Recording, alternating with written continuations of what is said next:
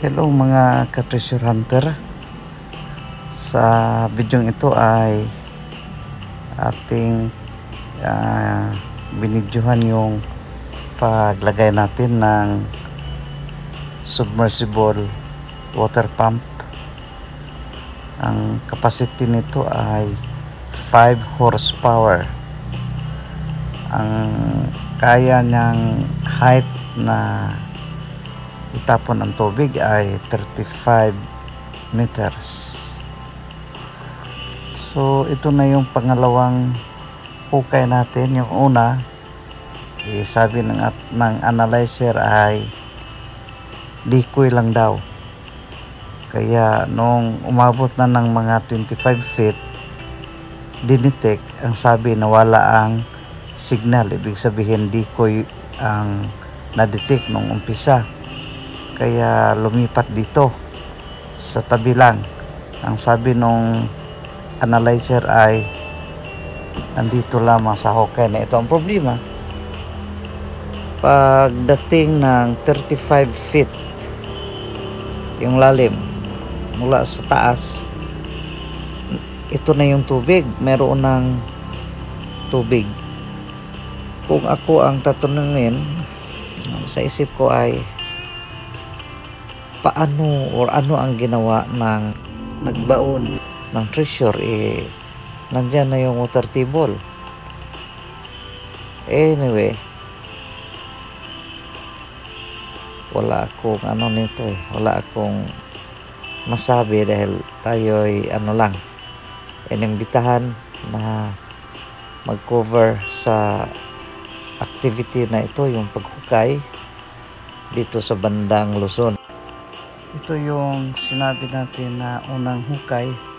Ang lalim ay 25 feet at mayroon na rin kunting tubig, kaso lang nawala na nga yung signal.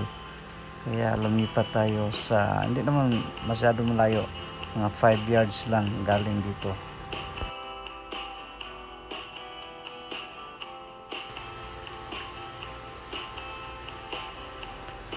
Ito naman yung sinabi ko na pangalawang hukay. 35 feet na ito galing sa itaas. Mayroon ng tubig. Kaya naglagay tayo ng submersible pump. At itong hose na itim, nakakunik yan sa submersible pump. So malapit lang, no, sa unang hukay at saka itong pangalawang hukay natin. Sana hindi masayang ang pagod at panahon ng bawat isa, pero ganun lang yan. Sometimes you have to take risk. Kaya nandito sila, kasama ako. Ang privilege ko ay libreng kumuha ng video. Binigyan tayo ng ticket sa aeroplano back and forth. Libreng tulugan, libreng kain. Kaya hindi na rin masama. So ito yung huhukayin pa, no, ng mga 35 mga 35 feet na ito. Ang sabi pala ng analyzer, mga 8 feet more. 8 feet more. So lang may tubig na. By the way, kung may makuha or wala, walang problema sa may-ari ng lupa dahil may business nga siyang quarry. Kumpleto siya sa mga documents. Meron siyang ECC, yung bang Environmental Compliance Certificate. Kaya walang sumisita sa kanya bakit nagkukay dito banda, dito sa Luzon. Kasi ang sagot din naman niya ay walang pakialam yung iba dahil kumpleto siya ng mga dokumento galing sa gobyerno. Yung quarry business lang, talaga naman maghukay ka. So anong masama kung maghukay? Quarry niya to, bundok ito eh. Saka sa kanyang lupa ito, private land. Kaya ganoon katapang na maghukay. Anyway, ito yun. Ito yung tubig na ating ano ba yan? I-pump palabas. At ito naman yung hose papunta roon sa dulo. Diyan. Kita nyo yung tubig. Ayan na. Hinihigop ng submersible water pump.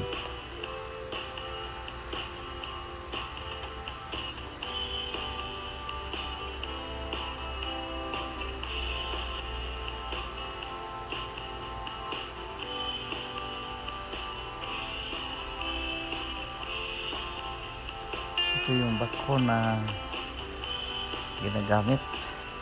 Long arm ito. Medyo may kamahalan din ito. So lang talaga namang malaking tipid sa labor at saka sa oras. Imagine 2 days ganito na kalaki ang nahukay. Kung ang naghukay nito ay yung mano-mano, yung tao lang, siguro aabutin na ito ng ilang taon. So ang pagkain lang araw-araw malaki na, no? Allowance. Kaya minabutin ng grupo na gumamit ng bakho. Ang bakhong ito ay ang rate nito sa kanilang pag-rent ay 2,500 pesos per hour. So kung maka 10 hours, ano din yan, 25,000 per day.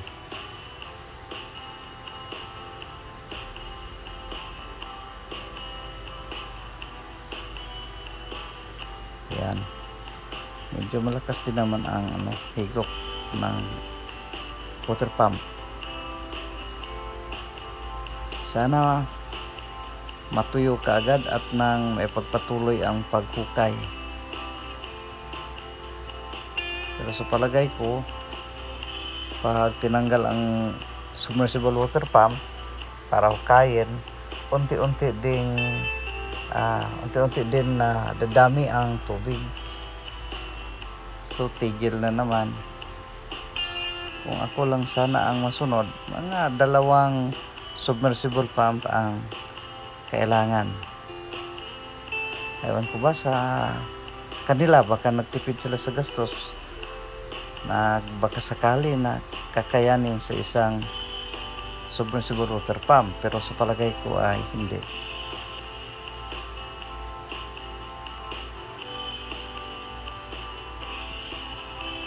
Ang lalim na nito. Yan, medyo mababaw na ng konti. Anytime pwede na tanggalin ang water pump para maumpisahang maghukay. Yan.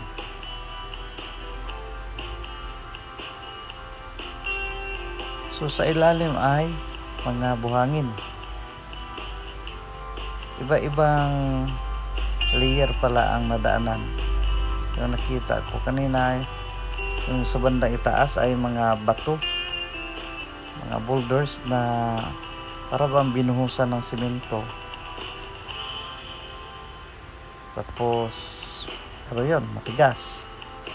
Siguro mga 3 feet. Another layer malambot, lupa. Another layer naman matigas din, yung mga buhangin na flat, parang slab. Sa tingin ko nga ay parang binuhusan ng chemical kasi hindi uubra ang bucket, kailangan ng breaker. Ganun katigas. Tapos pag nadurog na yon, pag nainitan ng araw, parang nawala yung tigas. Pag ginahawakan mo nga ay malambot na, parang kumawak ka ng buhangin sa dagat. Kasi nga pala, bago makalimutan, yung itinataas ay ang submersible pump. No, tatanggalin na galing sa tubig para maumpisahan ng maghukay. Nandito pala ako sa backhoe o sa excavator, kaya malalim tingnan. Nakita mo yung tao kanina, malaking tao yon, kaso lang maliit na tingnan dahil ano na nga, nandito tayo sa bandang itaas. So nakita yung dulo, yan ang water pump or submersible water pump. I-secure yan dyan. Ito ang tao na papalapit ay siya mag-secure, tapos tanggalin din yung tali.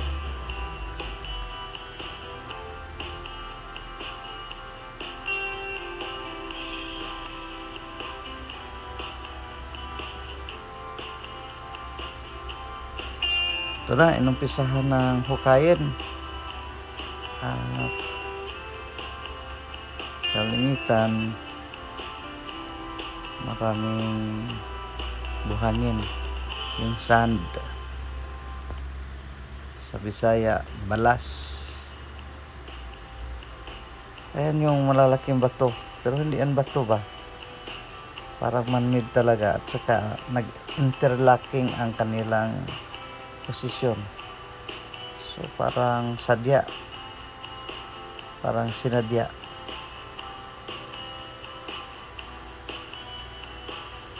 At ito namang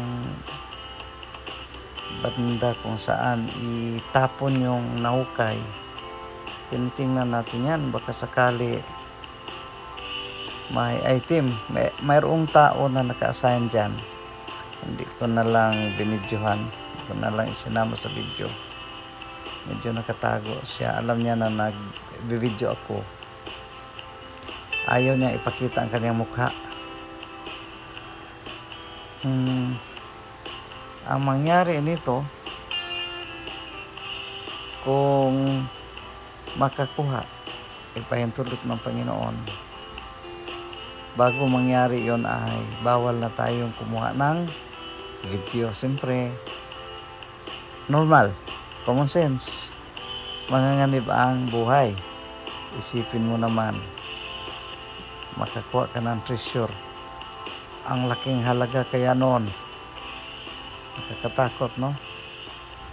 In the meantime, hanggang dito na lang muna tayo. Abangan ang ating susunod na video. Salamat!